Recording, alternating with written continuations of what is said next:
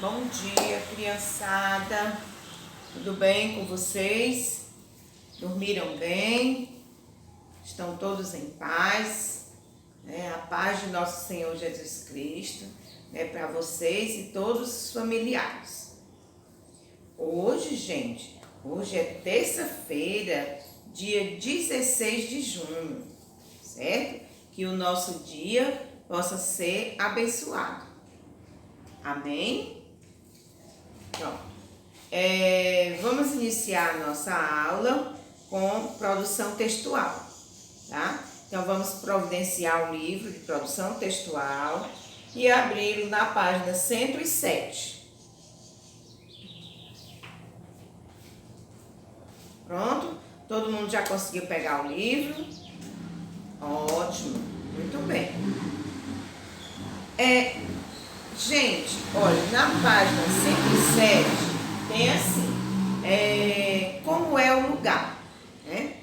Como é que nós podemos falar sobre as características de um lugar? Por exemplo, se eu vou falar das características de uma cidade, né? Como é que uma cidade é? A cidade, ela é muito habitada, né? Existem grandes construções, né? Edifícios, prédios, certo? Muitas casas, muito movimento de carro nas avenidas, nas ruas, certo? Uma população bem grande, com muitas pessoas, certo? O que mais que nós podemos dizer de uma cidade?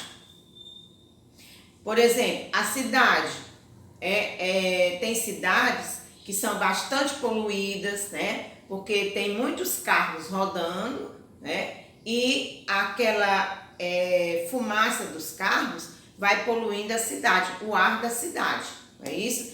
Tem muitas fábricas, muitas indústrias, certo? Muitos pontos comerciais, tá?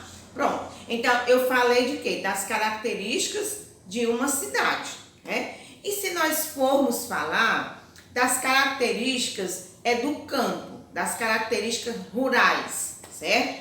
Então, o que nós podemos dizer do campo? Primeiramente, nós podemos dizer que o ar é menos poluído, certo? Que existem poucas pessoas, né? A população é bem menor do que a população da cidade, certo? Existem muitas plantas, muitas árvores, muitos animais soltos nos campos. O que mais que nós podemos falar sobre o campo?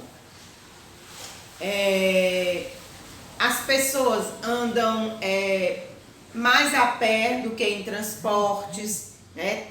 Tem menos transporte do que nas cidades. As pessoas no campo também, elas usam os animais como transporte, né? Exemplo, cavalo, né? Usa também muito a moto, certo? Então, existe assim uma diferença bem grande entre uma cidade e o campo, né? As características desses dois, certo? Então, vamos ver aqui, na página 107. Qualquer história acontece sempre em um lugar. Por esse motivo, ao contar uma história, o narrador procura mostrar para o leitor não só como é a personagem, mas também como é o lugar em que ela vive ou em que ela está. Veja como isso acontece no texto Severino, certo? Então, vamos passar para o texto da página 108, tá?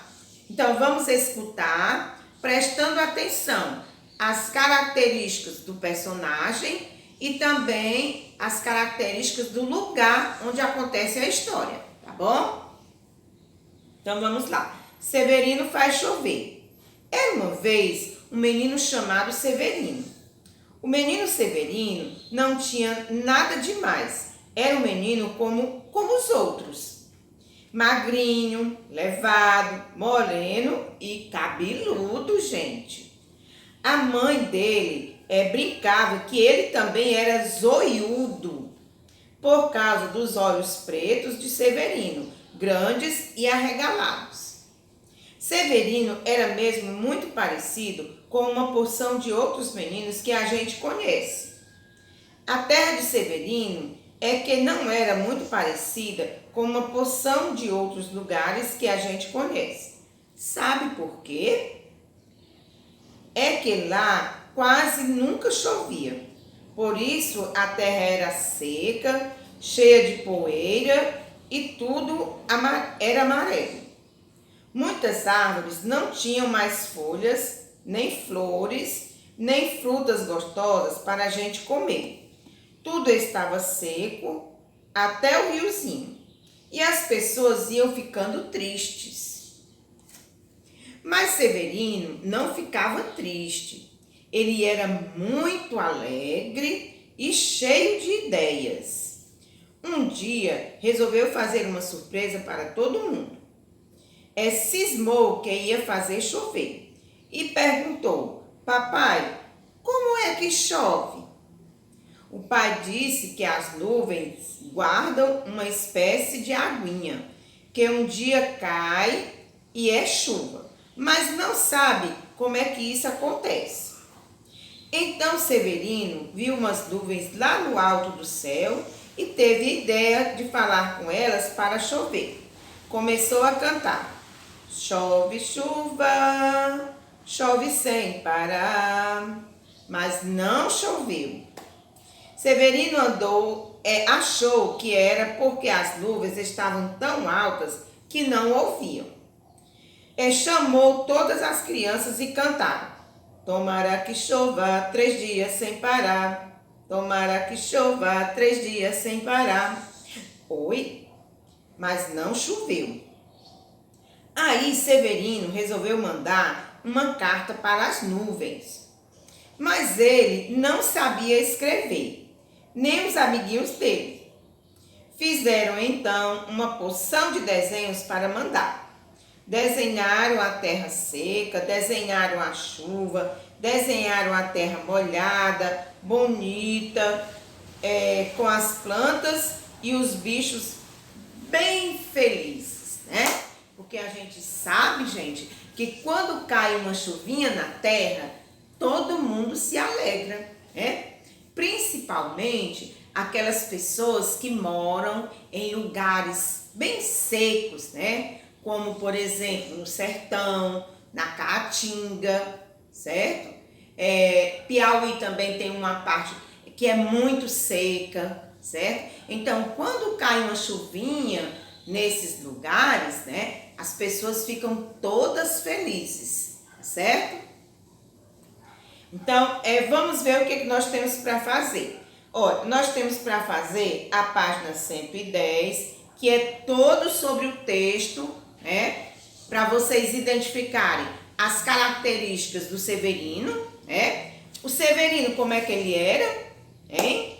Ele era o quê? Magrinho, né? Ele era levado, igual as crianças que eu conheço lá no 4º ano, certo? Ele era moreno e era cabeludo. E também a mãe dele chamava ele de zoiudo. Por que a mãe dele chamava ele de zoiudo? Porque ele tinha os olhos bem grandes, pretinhos e bem arregalados, né? Aí a mãe dele chamava ele carinhosamente, né, gente? Não era fazendo bullying, chateando do Severino, não. Era carinhosamente, né?